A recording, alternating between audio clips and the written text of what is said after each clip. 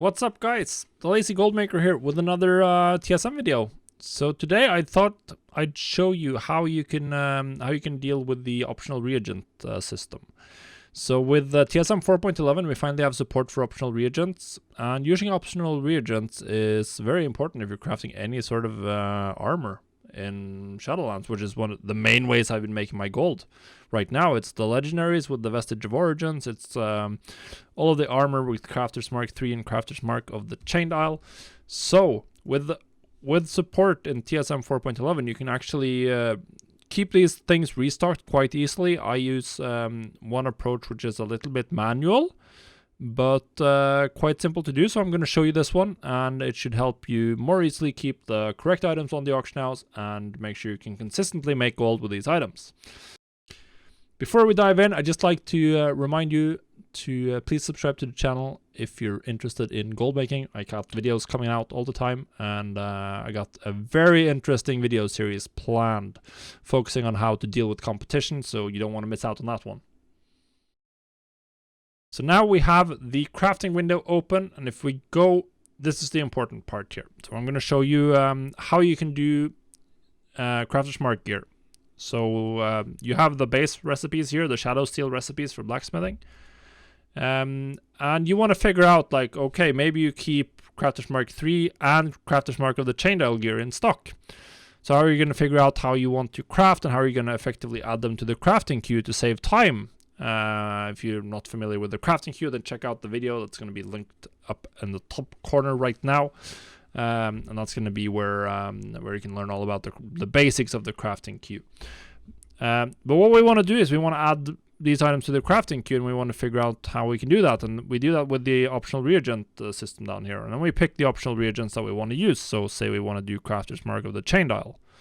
Then if I hover over this shadow steel helmet, now you'll see down in the bottom here, you'll see that I have 8 of these on my Demon Hunter, or in the inventory of XZDH2, my poster that I post all of my shadow steel stuff with.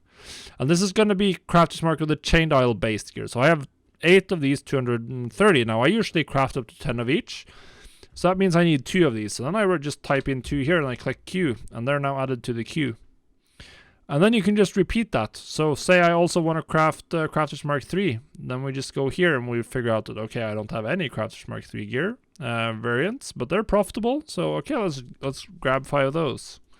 Add those to the queue as well. And then you just keep going. You can even add the secondary stats, but they don't give us much value. They're not going to update the quantity based on that specific variant, so like you're not going to be able to know exactly how many crit haste shadow steel gauntlets you have, and it's also not going to update the price for that specific variant. So I just stick with the Crafter's Mark. So we can repeat here for the gauntlets. We can see that I have 9 of these, which means I need 1 if I want to get up to 3, and then we can repeat it with Crafter's Mark 3. And we don't have any. They're showing nice profits, so grab 5 of those. And now I have these here. So now I can just, as you can see, I have a couple of materials here, so I can just run over to the anvil that's right here, and now I can craft those. I just click craft next, and it's going to craft the stuff I added to the queue.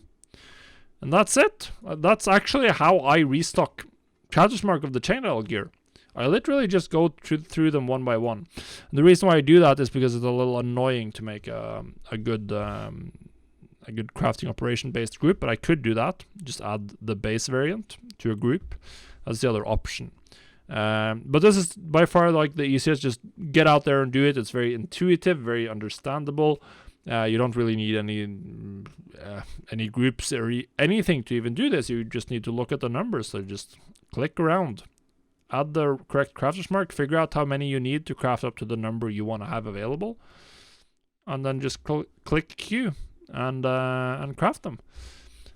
So hopefully this is useful. You can do the same thing with legendary or any other optional reagent that you want to do. You can do this with the lower Crafter's Mark. If you want to do this with the ceremonious gear and turn those into the Crafter's Mark 1 or novice of the Crafter's Mark, you can do that. You can do this with legendaries as well, where you can even combine, like you can go to rank 3 with vestige of origins for a rank 5 legendary. Maybe you want to queue up one of those. Then you also want to queue up a rank 4 with an optional reagent.